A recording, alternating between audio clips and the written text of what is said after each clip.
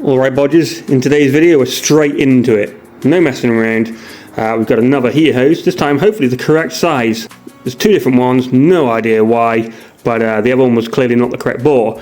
But there's already going to be a problem today, because there always immediately is a problem. I bought a new heater valve, because obviously mine is corroded to hell. And typically, the fitting on this is more like the hose for the old one. So I'm going to have to still cut and shut at least the last little bit of it, but that's doable. I've also got a beefy engine stabilizer bracket, so that is going to be where that hole comes from. So remember last time around I was trying to figure it out, well that is where it comes from. There's supposed to be a bracket on there, it's clearly been ripped off at some point in the past. And that will go over and attach onto the bottom of your thermostat. So that's going on today. That's going to hopefully stabilise some of the problem with this thing rocking around all over the place.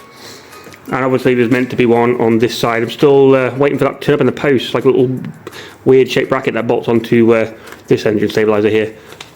So yeah, we'll figure this malarkey out and then we'll come back to it. So because we watched most of the heater bodging last time around, we're not going to do too much of it today, on film at least. The only thing I'm going to do is tell you what we're going to do. We're going to route, instead of it going one hose in there and then the other one this way and then through there, we're going to utilise the actual heated manifold. So we're going to put a new valve on, hopefully bodge the fit in or whatever, go straight into here.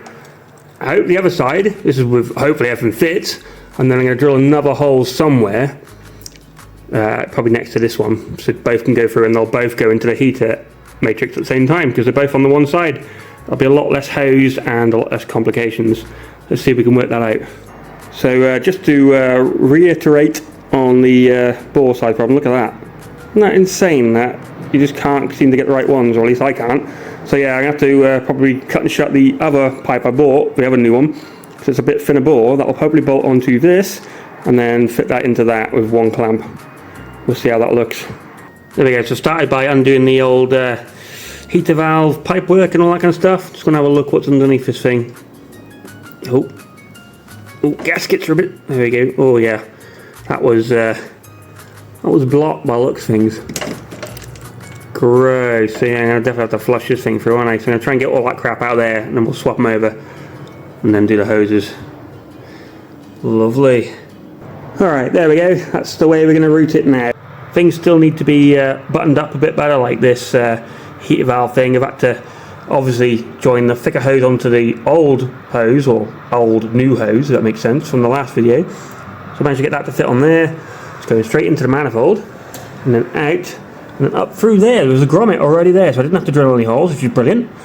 And then this one just goes off the top of there and then straight in. And that is again the old new hose, because that fits on a little like metal sort of tube that bridges the gap between the rubber hose off the radiator onto that one. I'm not sure about standard, but that's how it was on here. So that goes in and they both go into the heater matrix. So we're going to have to fill it up with water and then see if we can find any obvious leaks.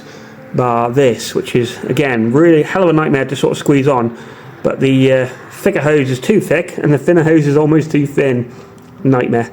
Anyway, we'll see how that all pans out. Now, next problem, other than that, is to see if we can get this engine stabilizer on. These bolts are a pain in the butt because realistically I need two people. Someone to get hold of the bolts on the bottom end and then undo it at the top, but I'll see what I can do and then we'll see if we can get that bracket on. Alright, so it turns out I am not actually fitting this. One big problem, other than trying to undo those pain in the ass bolts and my very random routing of these heater hoses, this doesn't actually bolt up.